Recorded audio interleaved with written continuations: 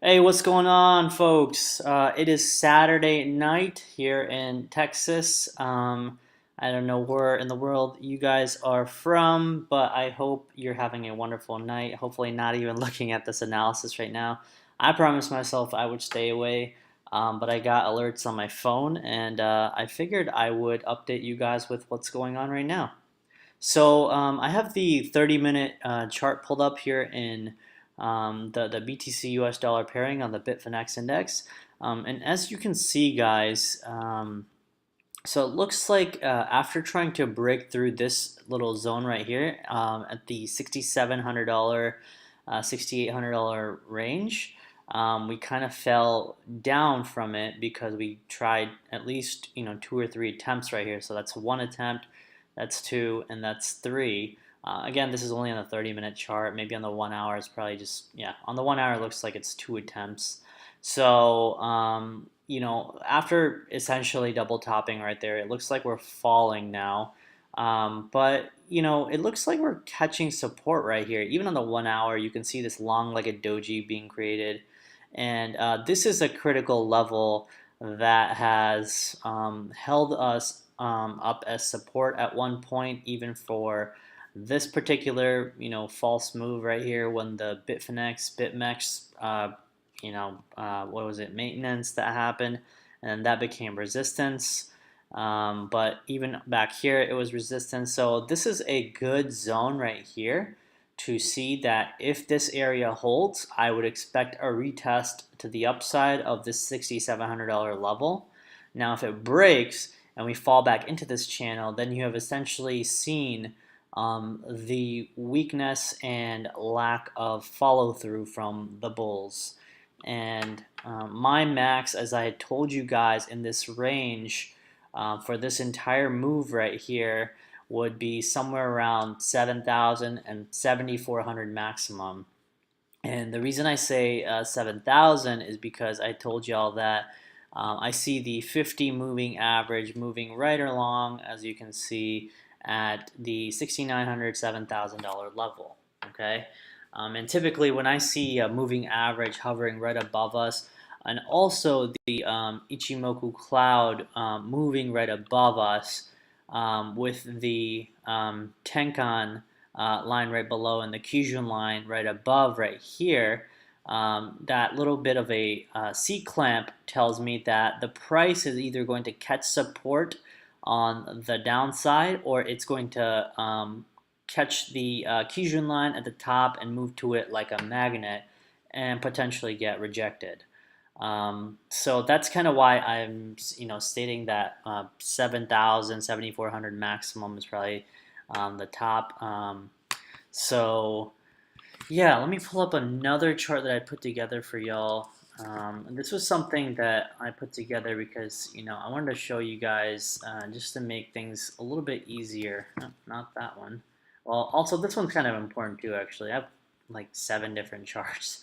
As you can see, this is like a descending triangle, with almost a multi-month view. But in the recent, month and a half, 2 months, we have this large head and shoulders pattern being created. With that, another, which is a bearish pattern. With that, another bearish pattern, which is this bear flag since the downside move from 8,500. So these two bearish patterns together give me a fair amount of confidence that we're going to curl down and probably validate one of these. But again, I'm okay with being proven wrong. I hope we move up from here and start breaking all-time highs. But the macro chart still tells me that we are in a major downtrend. So this was my chart right here. It was right here. There we go. So on this chart, guys, in the 4 hour, I wanted to show you all that we're in this large rising wedge, and as you very well know, rising wedges are bearish patterns, and they break to the downside, kind of like that. And not only that, we are actually approaching a pretty critical level that we touched upon in July, early July. As you can see, these large wicks right here, These were essentially brought to us multiple times when we created this overall inverse head and shoulders patterns. And then now we're essentially facing that same resistance again. So this is clearly a critical resistance area for a lot of bulls, because both times actually multiple times, 1, 2, 3, and 4 times we got rejected, and every time we did touch that level, we essentially dropped down, and then until we gained enough momentum to finally just push through in one huge candle swing. But even then, as you can see, we tested it as resistance right here and then finally ripped through it. So I would probably suspect that either we're going to break through this one and hit this top of the trend line resistance right here, around like $7,100, or we're going to fall down from this rising wedge. I'm leaning semi-bearish right now because there's a lot of bearish patterns at play. One, this rising wedge, as you guys saw earlier, my monthly head and shoulders pattern, and the bear flag. But for now, we have to see, again, as I mentioned, let me pull up the chart again, on the 1 hour, we are catching support right here. And it looks like we're printing a hammer on the 1 hour. There's still 25 minutes left in the hammer, so we have to be careful and wait that time out and see exactly if we're going to print this hammer and then reverse to the upside. Okay, and then I would probably expect a retest at this level right here, which is the $6,700 level.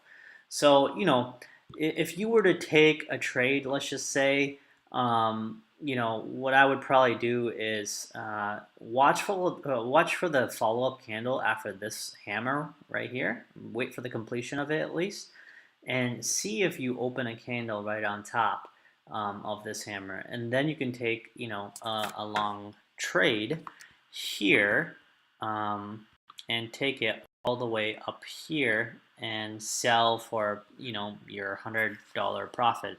And you could probably set a stop probably below this candle right here. Okay, that is how I would play that. And I think that's pretty much it, guys. I just wanted to do a quick analysis. Everything else pretty much remains intact.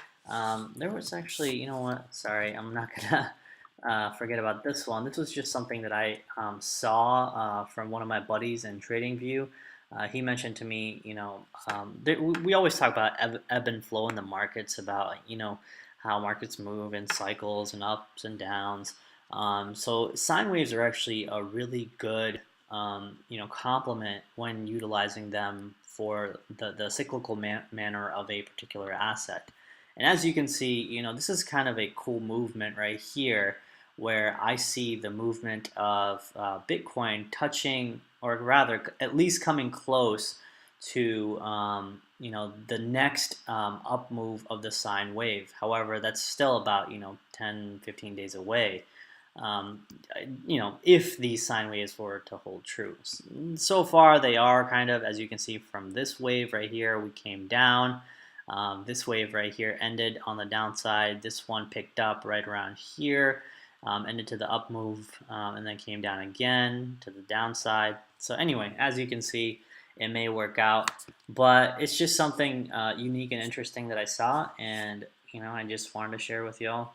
So hope you guys are doing great on this wonderful weekend. Have a wonderful night, and take care of yourselves. Cheers.